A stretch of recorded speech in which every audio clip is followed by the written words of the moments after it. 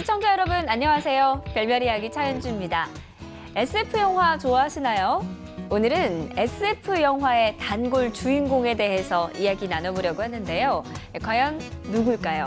자세한 소식은 오늘의 별별 뉴스에서 확인해 보시죠. 외계의 지적 생명체를 향해 우주로 메시지를 보내는 것이 옳은가, 그른가에 대한 논쟁이 가열되고 있습니다. 미국의 천문학자 제프리 마시 박사, 스페이스 X사의 CEO 앨런 머스크를 비롯한 몇몇 인사들이 외계 생명체를 향한 메시지 전송을 자제하라는 청원 운동을 시작했습니다. 그 이유인즉 한때 유럽인들이 아메리카 대륙에 걸쳐 학살을 일삼고 질병을 퍼뜨린 것처럼 지구에 오는 지적 생명체들이 박애주의 우주인에 틀림없다는 등의 불확실한 가설에 인류 자손들의 미래를 맡길 수 없다고 생각하기 때문입니다. 한편 우주 메시지에 응답하는 지적 생명체들이 지구인보다 고도의 문명을 가질 수 있고 교류를 통해 지적 혜택을 얻을 수 있다고 생각하는 연구자들도 적지 않은 것으로 보입니다. SF 영화에서 외계인은 단골 주인공입니다.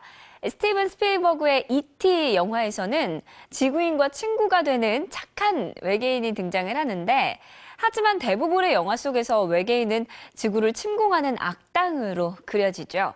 최근 천문학자들과 SF 작가, 그리고 우주 사업가들 사이에서 외계인과 관련된 논쟁이 벌어졌다라고 하는데요. 어떤 논쟁일까요? 오늘도 이태영 교수님과 함께 자세한 이야기 들어보겠습니다. 네, 교수님 안녕하세요. 네, 안녕하십니까. 네, 어떤 논쟁인가요? 네, 지난 2월에 이제 미국 과학자들의 모임이 있었어요. 네. 거기에서 이제 그 스페이스 X사의 그 CEO죠. 앨런 머스크하고 그 행성들을 굉장히 많이 발견해서 그 행성 사냥꾼이라는 이름이 붙여져 있는 그 제프리 머시라는 박사가 네. 이 앞으로 외계에 그 메시지를 전송하는 것을 중단해달라. 이런 청원 운동을 시작한 거예요. 그동안 뭐 메시지를 우주로 보냈었나요? 그렇죠. 이제 우리가 알게 모르게 많이 보냈는데, 물론 이제 지구에서 여러 가지 전파들이 외계에 나가고 있지만, 우리가 이제 능동적으로 1974년도에는 우리가 전파망원경으로 우주에다 메시지를 쏜 적도 있어요. 그래요? 지구를 갖다 상징하는 태양계에 태양이 있고 행성들이 있고 세 번째 지구가 있고 거기에 이러저러한 뭐 유전 정보를 갖고 있는 인간들이 있고.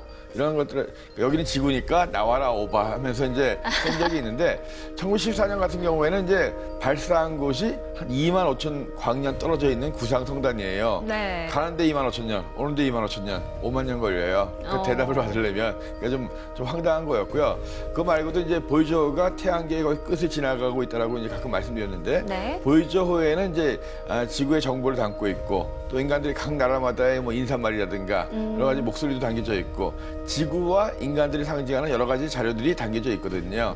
아니 그러면 왜 반대를 하는 건가요? 네네. 그러니까 이 반대하는 측에서는 뭐냐면 그런 우리가 여기 있다는 것을 알렸을 경우에 네. 우리 인간보다 높은 문명을 갖고 있는 곳에서 이것을 보고서 여기 인간들이 있구나 와가지고 지구를 점령하고 인간을 죽이지 않겠느냐. 정말 영화 같은 이야기인데요. 근데 이것이 뭐냐면 옛날에 유럽에서 아메리카 대륙 발견해가지고 네. 인디언들 다 죽이고 그리고 자기들의 나라를 만들었잖아요. 똑같은 시각을 보는 것 같아요. 근데 이제 반대로 그것은 너무 지나친 걱정이다. 그러니까 기본적으로 우리가 적극적으로 메시지를 보내지 않더라도 지난 수십 년 동안 인간이 방송을 하고 전파를 쏘고 한 것들이 네. 이미 자연스럽게 우주로 나가고 있을 거다.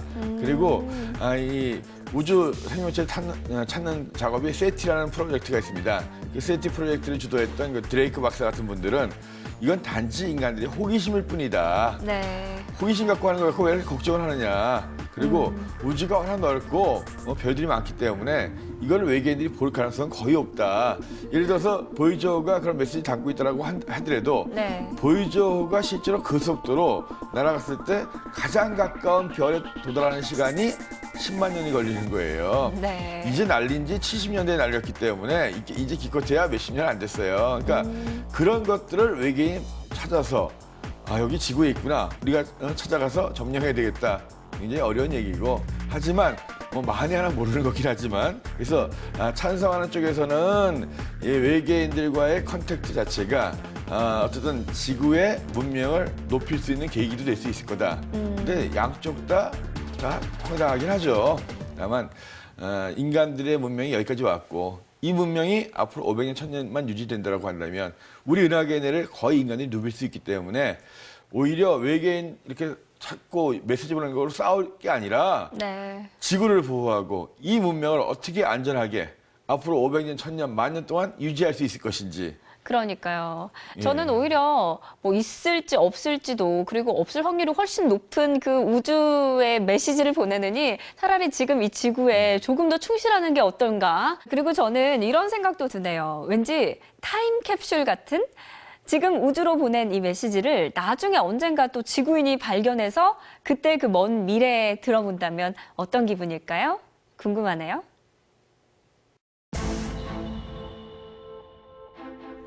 일부 과학자들이 우주의 붕괴가 예상보다 임박해 있다는 주장을 펼쳤습니다.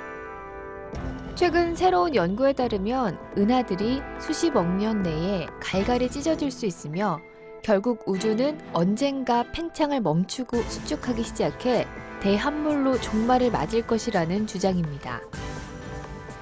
이러한 가설이 만약 사실이라면 암흑 에너지의 존재와 우주의 가속 팽창 원인에 대한 해답을 얻을 수 있을지도 모르며 우주적인 척도로 봤을 때 그리 오랜 시간이 남지 않은 것으로 보입니다. 생명은 태어나고 성장하고 그리고 죽습니다. 저마다의 수명을 갖고 있죠. 그렇다면 우주는 어떨까요? 무한할 것만 같은 이 우주의 시간도 지금 거의 임박했다라는 주장이 나오고 있습니다. 이게 어떤 이야기인지 교수님과 다시 한번 이야기 나눠볼게요. 교수님, 이게 웬 무서운 이야기인가요? 네, 정말 황당하게 들릴 수 있는 이야기죠. 네. 뭐든지 시작이 있으면 끝이 있다. 이것이 우리가 알고 있는 진리죠. 네. 우주가 138억 년 전에 하나의 점에서 대폭발, 빅뱅을 일으키고 빛보다 빠른 속도로 팽창하는 기간도 있었고 지금도 굉장히 빠르게 팽창을 하고 있다. 이것이 이제 우리가 알고 있는 우주에 대한 기본 상식이에요. 근데 이 우주가 언젠가 다시 죽을 것이다. 그래서 우주가 끝이 있을 것이다. 그런데 지금 임박했다라는 주장이 나왔거든요. 네네. 이건 바로 이제 얼마 안 남았다는 소리잖아요. 네, 뭐 우주적인 시간으로 임박한 거하고 우리 시간으로 임박한 건 틀리죠. 그러니까 네. 우주가 팽창하는 걸 관측하다 보니까 상당히 최근 들어서 빛보다 빠르게 팽창하고 있다는 것이 이제 알려지고 있어요. 근데 이것이 이제 그러면 계속 팽창하는 것이 아니겠느냐? 우주가 처음에 뻥 터졌습니다. 팽창합니다. 우주에 물질들이 많다면 어느 순간 중력으로 팽창을 멈추게 하고 다시 수축이 될 거예요. 이거 이제 빅뱅 대폭발의 반대로 이제 대수축 뭐 이런 식으로 얘기할 수 있는데요. 빅크런치라고 얘기합니다. 그래서 이 대폭발의 반대인 빅크런치가 올 수 있지 않느냐. 근데 문제는 뭐냐면 우리가 우주에 있는 물질이 얼마인지 모르는 거예요. 네. 얼마인지 알아야지 중력이 얼마나 되고 이것을 멈추게 할 수 있는지 아는 거죠. 근데 우리 눈으로 볼 수 있는 물질들은 실제로 한 4%밖에 안 돼요. 네. 우주에 100이라는 물질이 있다면 우리 눈에 보이는 물질은 4%밖에 안 됩니다. 그럼 나머지는 뭔가요? 나머지는 이제 암흑 물질이니 암흑 에너지니 하는 거예요. 그중에 이제 한 25% 정도가 암흑 물질이라고 하는 것으로서 눈에는 안 보이지만 질량을 우리가 느낄 수 있는 그런 것들이고 나머지 한 75% 정도는 아예 보이지도 않는 우주를 팽창하게 하는 그 진공 에너지라는 겁니다. 네. 근데 이제 결국은 이 암흑 물질과 진공 에너지를 다 계산해야지만이 얼마나 우주의 중력이 얼마나 되고 그로 인해서 이제 다시 팽창을 계속 할 건지 수축을 할 건지 알게 되는데요. 이번에 나온 뉴스는 뭐냐 하면 이런 진공 에너지, 암흑 물질 이런 걸 갖다가 연구하는 학자들이 그것들을 조사해 보니까 우주 팽창을 멈추기 수 있는 충분한 질량이 존재하고 네. 그리고 그 질량에 의해서 우주가 팽창을 할 건데 지금 우주의 끝에 있는 팽창 속도가 빛보다 빨라진 것은 결국은 수축하기 위한 전 단계의 신호다. 그렇다면 이 이론에 따르면 우주는 한꺼번에 확 수축하면서 그냥 사라져버리는 종말을 맞는 건가요? 그러니까 우리가 여기까지 팽창하는데 네. 138억 년 걸렸어요. 그럼 이거 수축하려면 역시 또 100억 년 이상이 걸립니다. 물론 그 사이에 물론 밀도가 높아지기도 하고 뭐 여러 가지 뭐 변화가 있긴 하겠지만 최소한 수십억 년 이상이에요. 지구에 그 영향이 미치려면. 그러니까 정말 이 사람들의 말이 맞다라고 하더라도 결국 우주가 다시 수축을 해서 우리 지구에 영향을 미치고 가려면 수십억 년은 지나야 됩니다. 자, 우리 지구의 나이가 이제 기껏해야 46억 년이에요. 인간은 역사가 기껏해야 몇만 년이에요. 그죠? 우리 좀 전에 1000년 정도 오면 지구를 벗어나서 우주 민족이 되겠다는 얘기를 했었는데 물론 이럴 수도 있습니다. 정말 우주가 계속 팽창할 건지 네. 다시 멈추고 수출할 건지 경우의 수는 굉장히 많아요. 근데 어떤 경우가 되더라도 최소한 수십억 년 이상 후의 일이고 그리고 그것이 인간에 미치는 영향 최소한 우리가 지구가 존재하는 동안은 거의 없을 거예요. 사실 네. 아직까지 뭐 피부로 와닿지는 않는 그런 이게 문제네요. 피부에 와닿으면 문제가 있는 거죠. 최소한 수십억, 100억 년 이상 얘기하고 있는데. 네, 네. 맞습니다. 시작이 있으면 끝이 있다. 정말 우주도 피해갈 수 없는 이 거대한 진리 앞에 우리가 할 수 있는 건 그냥 하루하루 최선을 다하는 일 정도일 것 같네요. 별별 뉴스에서 다음 시간에 전해드릴 새로운 소식도 기대해 주세요. 지난 4월 4일 저녁 태양을 돌고 있는 지구와 지구를 돌고 있는 달이 태양, 지구, 달 순서로 일직선으로 늘어섰습니다. 이때 지구에서는 달이 지구 그림자 속으로 들어가며 점차 어두워졌는데요. 이 현상은 바로 개기월식이었습니다. 하지만 우리나라에서는 흐리고 비가 오는 날씨 때문에 개기월식을 볼 수 없었는데요. 우리나라가 아닌 다른 곳에서 본 개기월식의 모습은 과연 어땠을까요? 네, 교수님, 이번 개기월식이 지나면 한동안 또 개기월식을 볼 수 없다고 해서 사실 기대감을 갖고 많이 기다렸는데 날씨가 너무 흐려서 볼 수 없었어요. 네네. 교수님은 어떻게 망원경으로라도 보셨나요? 자, 망원경도 역시 구름을 뚫고 볼 수는 없습니다. 그러니까 많은 분들이 이제 망원경이 있으면 구름이 껴도 비가 와도 별을 볼 수 있지 않느냐 생각하시는데 네. 이 망원경도 역시 가시광선, 눈으로 보는 빛을 보는 거예요. 눈에 안 보이는 것들은 안 보입니다. 구름을 뚫고 볼 수 있는 것은 전파 망원경은 가능하지만 눈으로 보는 이 망원경, 가시광선은 불가능한 거거든요. 그럼 뭐 결국 교수님도 못 보셨다는 거네요. 이번 개기월식 같은 경우가 정말 최근 100년 동안에 가장 짧은 개기월식. 그러니까 짧은 시간에 개기월식의 전 과정을 다 볼 수 있는 그런 월식이어가지고 네. 상당히 좀 게으른 사람들, 좀 지루한 걸 싫어하는 사람들한테는 좋은 개기월식이었는데 좀 안타깝네요. 네. 네. 그런데 이 개기월식 중에는요, 왜 달이 붉게 보이는 건가요? 지금 화면에서 보는 것처럼 이것은 이제 미국 그리피스 천문대, 미국 LA에 있는 그리피스 천문대에서 찍은 영상인데 네. 이 보통 개기월식 하면 달이 점점 줄어들다가 마지막 순간에 쏙 사라지는 것. 이렇게 생각하시는 분들이 굉장히 많아요. 네. 근데 줄어들다가 마지막 순간에 사라지지 않고 붉은 핏빛 달로 바뀝니다. 그래서 브러드문, 핏빛 달로 바뀌는 거거든요. 네. 그게 왜 그러냐면 이 지구의 그림자에 달이 들어가는 순간 지구의 양쪽으로 대기가 있어요. 이 대기를 햇빛이 통과하면서 꺾입니다. 굴절이 된단 말이에요. 네. 굴절되는데 빨주노초 파남보 중에서 파장이 짧은 파란색이나 이런 쪽은 산란이 돼서 흩어져 버립니다. 산란되지 않은 붉은색 쪽만이 남아서 쭉 달까지 가는 거예요. 그래서 지구가 둥근데 양쪽 끝에 대기가 살짝 있잖아요. 요 대기에서 살짝 꺾여진 네. 굴절된 빛 중에서 파장이 긴 붉은색 빛만 달에 가는 거거든요. 네. 그래서 평소에 그럼 개기월식이 진행되는 동안에는 그것이 없었느냐? 있었죠. 개기월식이 근데 부분월식이 진행되는 동안에도 이 붉은 빛은 달에 비쳤어요. 하지만 주위에 밝은 빛이 너무 밝기 때문에 이 붉은 빛이 희미해서 별을 못 느끼는 거였거든요. 네. 근데 지구의 그림자 속으로 쏙 들어가고 나니까 주위의 밝은 빛들은 사라지고 나니까 희미했던 이 붉은 빛이 눈에 띄는 거죠.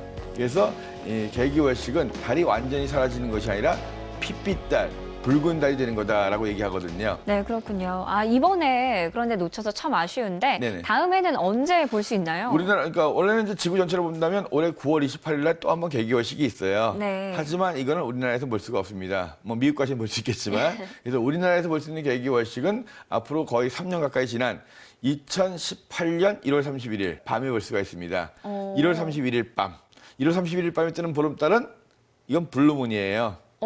블루문이라고 제가 몇 번 말씀드린 적이 있는데 네. 색깔이 파래서 블루문이 아니라 음력이 양력보다 짧기 때문에 매달 1일이나 2일날 보름달이 뜨면 마지막에 보름달이 한 번 더 뜰 수 있습니다. 그 마지막에 뜨는 보름달, 한 달에 2번 보름달이 뜰 때 두 번째 달은 보름달을 가리켜서 서양 사람들은 블루문, 기분 나쁜 달이라고 합니다. 네. 보름달을 싫어하는 사람들에게 한 달에 보름달이 두 번 뜨니까 기분 나쁜 달이 되겠죠. 그게 아. 블루문이에요. 재밌는 것은 뭐냐면 2018년 1월 31일 꼭 기억하시기 바라요. 개기호식이 되면서 붉은색 달이 됩니다. 브러드문. 네. 근데 그 브러드문이 결국은 블루문이에요. 레드문이면서 블루문이 그렇죠. 되겠네요. 블루문이 개기호식이 되는 순간 레드문으로 바뀌는 거죠. 네, 교수님, 9월 28일의 개교월식의 경우에는 우리나라에서 못 보고 미국에서 볼 수 있다라고 네. 하셨죠. 네. 네, 그런데 이번 4월 4일은 미국에서도 볼 수 있고 우리나라에서도 구름만 안 꼈다면 볼 수 네, 있는 네. 거잖아요. 네, 네. 여기에는 어떤 차이가 있나요? 기본적으로 이제 달이 떠서 지나가는 그 개기호식이 진행되는 과정에서 네. 볼 수 있는 지역이 있고 못 보는 지역이 있어요. 왜냐하면 달이 비치는 지역이 있고 안 비치는 지역이 있으니까. 그러니까 우리나라가 저녁에 이제 개기호식이 보였던 거잖아요. 그러면 미국은 새벽이었어요. 그러니까 근데 이제 우리가 저녁이 거기 새벽인데 그 속하지 않는 유럽에서 또 안 보였던 거죠. 네. 그러니까 9월 28일도 마찬가지예요. 미국에서 보인다고 우리나라 보이는 것이 아니고 그럼 미국에서 어느 시간대에 보이느냐. 미국에서 만약에 9월 28일 새벽에 보인다면 우리나라에서 보였을 거예요. 네. 근데 그것이 아니라 이제 저녁 시간이나 한밤중이라면 우리나라하고는 낮 시간이 되기 때문에 안 보이는 거죠. 아, 그런 차이군요. 네네. 네, 신기하고 재밌는 영상으로 찾아오는 와우 천문 영상. 또 다음 시간에는 어떤 영상이 우리를 찾아올지 기대해 주세요.